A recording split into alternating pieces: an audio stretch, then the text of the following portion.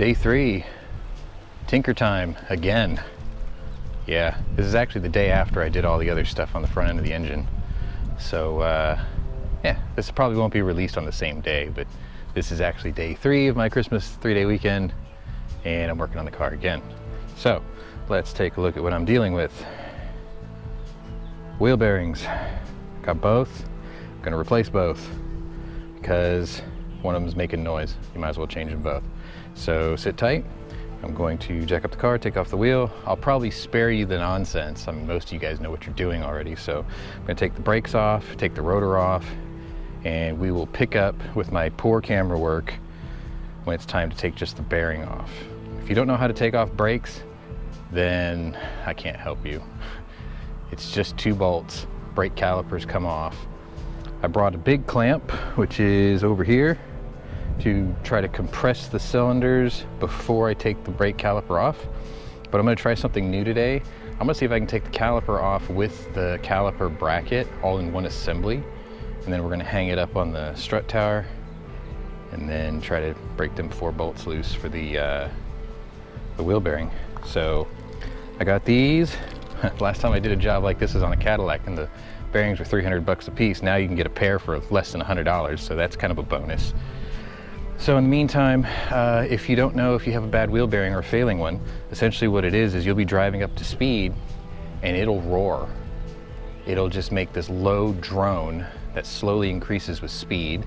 Sometimes you might hear a little clunking noise that makes you think you got a ball joint going bad when you hit bumps, but it's actually just the bearing rattling around within itself. I mistakenly thought I had a bad tie rod end or something at first, but the roaring was pretty much a dead giveaway. So anyway, when you replace the bearing, you end up getting a new ABS reluctor and sensor. That's another telltale that you might have a bearing failure, where sometimes you'll be driving along and all of a sudden the ABS light kicks on, the traction control shuts off. You get 3 warnings on the dash, so generally, if everything seems to be running fine, but you get the 3 lights, it's a good bet that you've got an ABS sensor going bad, which in turn is part of the wheel bearing going bad, at least in my case. So quick background, this car is 18 years old, or going on 18 years old. If you go by new model years, it is 18 years old. This is a 2003. It doesn't even have 60,000 miles yet, but it has 18 years of 3 previous owners, you know, using it as a rich person's plaything. See, it's all nice and clean after I worked on it yesterday. But yeah, you know, 18 years of, we call it lot rot. Even if it's been sitting in an air-conditioned garage and everything, nothing's moving, nothing's heating up, nothing's being cycled or dutied. So I guess even sealed bearings can start to go to crap on you. But after taking apart the engine yesterday, I'm 100% confident that every part that I'm taking off of this car is original to the day it was built, so that's always fun, right?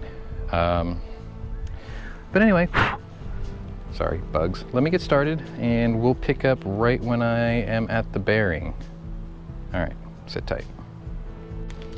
All right, so here we are. Let me give you some observational notes so far. I did not have to slide hammer this out. When I was taking the bolts loose, it started working its way out for me. So I didn't need the slide hammer, but your results may vary. So first thing you want to do is you want to take out the inner fender well, because you have to disconnect the connector for the ABS sensor over here. And then you just pull them out from there. So the bracket and these bolts are both 15mm heads. So you don't have to go looking for a bunch of special tools. Doing this made me realize I'm gonna have to change my tie rod ends and my sway bar end link bushings too. So that's gonna be another job for another day. However, this is a good PSA. When you take this off, make sure you clean all the mud back here that's been accumulating over the years. Otherwise, if you live up north or somewhere salty, rust holes, obviously. So I caught it just in time. I'll just, you know, brush all this crap out. Like so. I'll be more thorough, but you get the point. Get all this garbage out of here. Okay, gross. Nice and gross. Okay, so anyway, this is the old bearing here, and when you grab it and spin the spindle, it feels like a bag of rocks. Like it's chunky. It feels really weird. This new one obviously is tight and smooth, and this is the way they're supposed to be, not like that. So that's probably my problem bearing. But because it was so easy to take this apart, I'm gonna go ahead and change the other one too, since I bought both. So essentially all I'm gonna do is installation is reverse removal, and we're gonna slide this in that way, feed the cable through, bolt the bolts in, plug it in, put the whole front end back together. And while I was in there, I'm gonna change out the pads because, man, you'd be surprised how fast they wear out on a car this heavy. So sit tight and I'll get the new bearing in and we'll button this up and put it all back together. But procedurally, there wasn't a whole lot to show you. I mean, it was literally take the caliper bolts out, take the bracket bolts out, take these 4 bolts out, unplug that, take off the plastic shield in there, and that's it. But what I've learned is there's my fuel line and return and the fuel filter.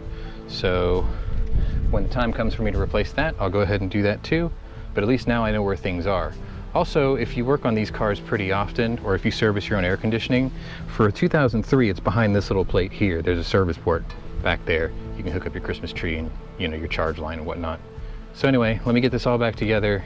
Obviously, I'm gonna have to order tie rod end and some sway bar end links, but the bearing was the main thing I had to tackle today. Sorry I didn't actually show you pulling it apart, but I mean, there's really nothing to see. I mean, if you've done brakes, you can do this. This is just one step past the brakes. So I just wanted to get it on the record because I looked up changing wheel bearing on 2003 Thunderbird and nobody has a video, so I guess I'm the first. Anyway, let me get to this and we'll be back after I put it all back together and show you the finished product. All right, there it is, all back together. New brake pads are in, calipers bolted in, brackets bolted in. So another observational thought here is the order of operations for reassembly. So first, you leave the cable for the new ABS sensor loose. You can plug it into the back of that connector over there, but plug that in, then put your inner fender well back in, then slide your rotor on, then put the bracket back on, then put your brake pads back on, then put your caliper back on. Nothing to it. I guess if I were to rate how difficult this job is, if I was gonna say like out of wrenches, like 1 to 5 wrenches, this is only, honestly, this is only like maybe a 3. Like if you know how to do your brakes, you can change the wheel bearing too. There's really not a lot to it. Now I lucked out. I didn't have to use the slide hammer, but I got one now, so that's cool, I guess. As for the other side, I'll spare you guys that, but thank you for watching. This has been Pwnery Tinkers on my 03 Thunderbird, and hopefully these bearings will last 18 years too. Fat chance. But anyway, yeah, 3 wrenches out of 5. If you have tools and you're not afraid to use them, then it's not a big deal. Oh yeah, one more thing. Don't forget to use all those little grommets because the ABS sensor follows the brake line. So make sure you're thorough with that. You don't want any extra pieces, you don't want anything loose, and this will get you intimately familiar with your vehicle from underneath at an angle you're not used to being if you just drive these things and don't actually do your own work. But now, at least you can, you know, work on it with confidence. But anyway, there's the rest of my car, and there's all my tools over here. Anyway, thanks for watching. If you like what I do here, just smash the old like button, maybe subscribe, and we'll see you on the next one, which will probably be the tie rods and the sway bar end links. Later.